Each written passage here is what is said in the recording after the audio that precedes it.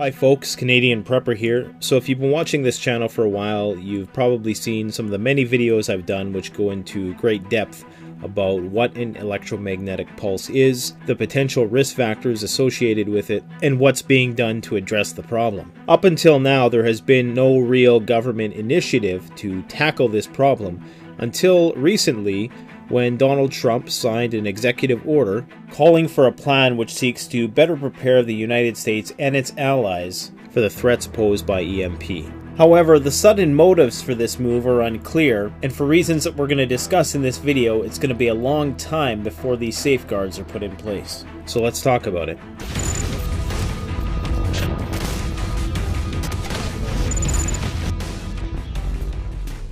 Alright, so I recently made a video which talked about the National Infrastructure Advisory Council's report that they prepared for the Department of Homeland Security, and in that report they outline all the threats posed to the United States critical infrastructure, and of course critical infrastructure in the US is pretty much the same as it is in any other Western country, although the priorities are a bit different. I'm not going to go into great detail about that. If you don't know what an EMP is, go and watch my video entitled Electromagnetic Pulse Power Grid, Can It End Civilization? That will basically tell you most of what you need to know about the threats of EMP. Now, as I said, this has been brewing for some time. The mainstream media have periodically picked up stories about the threats of EMP, mostly for shock value, but it's only now that there's actually been a government initiative to deal with the issue in the public sector. Certain military systems are already hardened for EMP.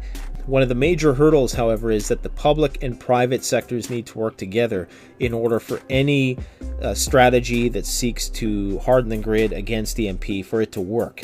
The public and the private sector have to work together. Otherwise, it's simply not going to work. So there's 12 sectors outlined by the Department of Homeland Security. I've done a couple videos on these 12 sectors, and you can go and watch those videos. I'll post links in the description as well. The main sector that's going to be impacted by EMP is obviously the power grid. All of the other sectors, be it the chemical sector, commercial facilities, communications, critical manufacturing, dams, the defense industrial sector, emergency services, food and agriculture, healthcare and public health, government facilities, the financial sector, the information tech sector, nuclear reactors, waste and water systems, and transportation systems, they all require the power grid to function. If the power grid goes down, basically all of those things are going to be negatively impacted, and it's going to be absolute chaos. Now, in theory, because this isn't 100% proven yet, they don't know all of the vulnerabilities of the system, but they're probably going to find out in the next few years as a result of this initiative. The theory is that an electromagnetic pulse can cause a catastrophic total nationwide collapse of the power grid, and that 90% of people over the course of a year could potentially die as a result of not having access to critical services. An EMP of that scale would have to be a moderately sized, finely tuned nuclear weapon which was detonated over the continental United States at a very high altitude and could essentially damage the larger transformers which require the distribution of power throughout the grid.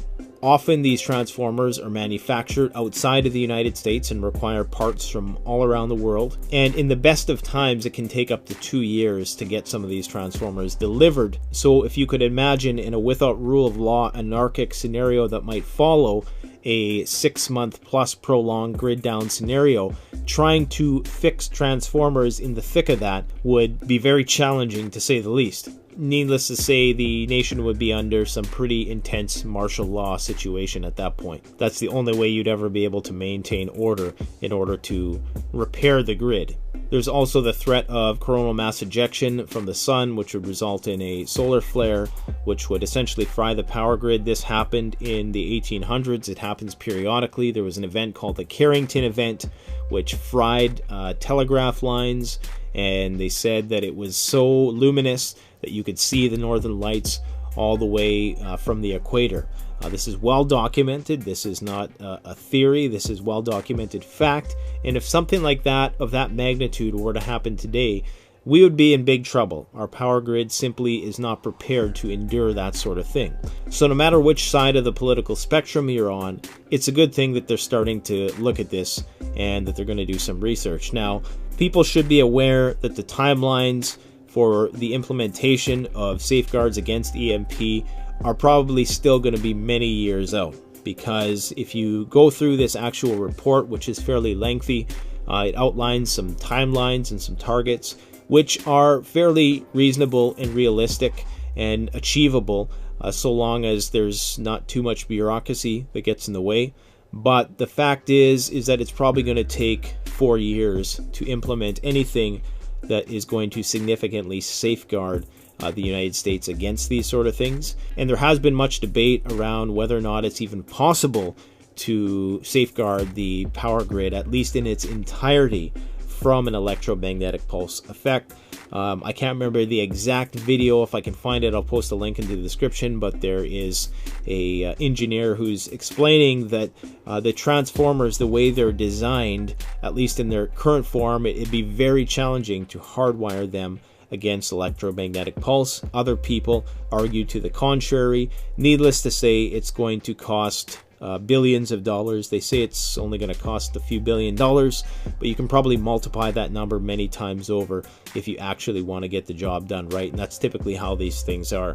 This is going to be increasingly more relevant as they bring in the whole 5G smart grid, and we're going to be even more hardwired and dependent on electricity for our species' survival. Essentially, the more deeper we go down that road into becoming a technologically dependent civilization, the greater we are at risk should that carpet ever be pulled from under our feet. Now, like I said, I think this is a great first step in alleviating some of our concerns about EMP, but people need to be realistic about what this actually is. The whole purpose of this is to get some research and development in process and try to find a way basically to have the public and the private sectors collaborate in order for this to work, because a lot of the power distribution within the United States is privatized.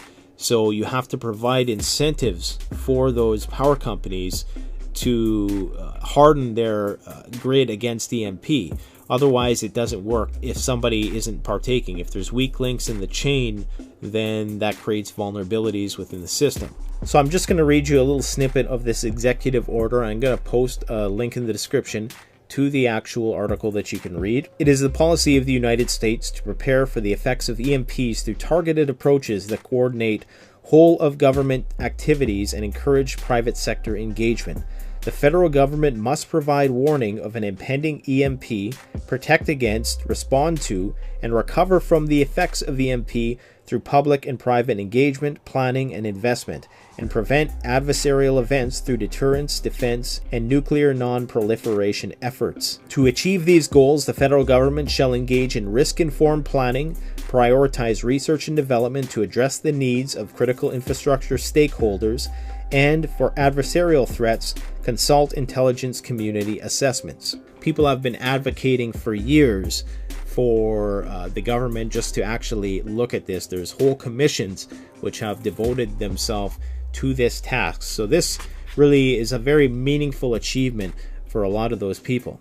So the Assistant of the President for National Security Affairs, APNSA, through National Security Council staff and in consultation with the Director of the Office of Science and Technological Policy, shall coordinate the development and implementation of executive branch actions to assess, prioritize, and manage the risks of EMPs. I find it quite appropriate that they pluralize EMP there, because a lot of people have it in their head that if there ever was some sort of attack launched, that it would just be a single high-altitude warhead. But the reality is it could potentially be dozens detonated, throughout over the continental United States. And in the same way that you wouldn't only have one nuke hitting major cities in a full nuclear exchange, you'd probably have 4 or 5 pegged for some of the biggest cities. And that's how it will work. It's not just going to be one each. So expect that if there ever was something like this, of this magnitude, it would probably be multiples. Now, some YouTubers have suspected that this is indicative of some underlying clandestine operation that's going on, which knows something that we don't, and that they know that perhaps there's a potential conflict on the horizon, and that's why they're hardening the grid against EMP. I think it's probably a lot of speculation at this point, but one thing is for sure, and I'll say again, you know, as we become more hardwired on the grid and as we become more dependent on technology, not even from potential conflict, look, a solar flare would create potentially far more damage than a nuke detonated over the continental United States. Now, because of how EMP works, it probably wouldn't fry the smaller electronics like a high-altitude nuclear warhead would, but it would definitely destroy the transformers and could potentially do a lot worse. And when speculating about that, we should also put this in its political context, that indeed this is a way for Trump to appease his voting base. But regardless of the motivations, it's still a step in the right direction. And arguably, there's not a real monetary commitment being put forth here. It's just saying that they're going to do something. It's not proposing a budget yet. Of course, they're not going to be able to provide estimates for that sort of thing until they really know what the actual vulnerabilities are.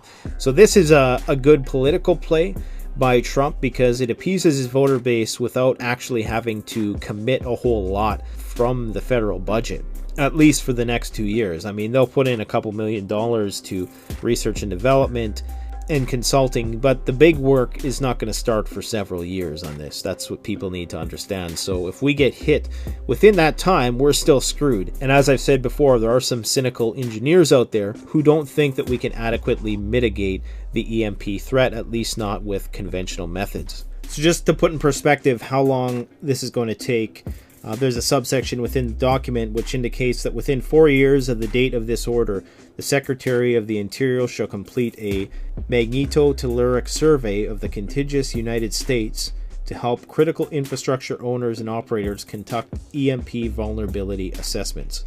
So, I mean, we're talking 4 years out that they're even going to be able to do some testing to see if whatever systems they put in place work. And this is government timeline, so we need to understand that this is still a long way out. Although it's a great step in the right direction, and it's what we probably would expect, this isn't going to be like the Apollo program or the Manhattan Project level of resources committed to this. And in the meantime, that means we are still going to be very vulnerable. So all I'm saying is have realistic expectations of the outcomes of this.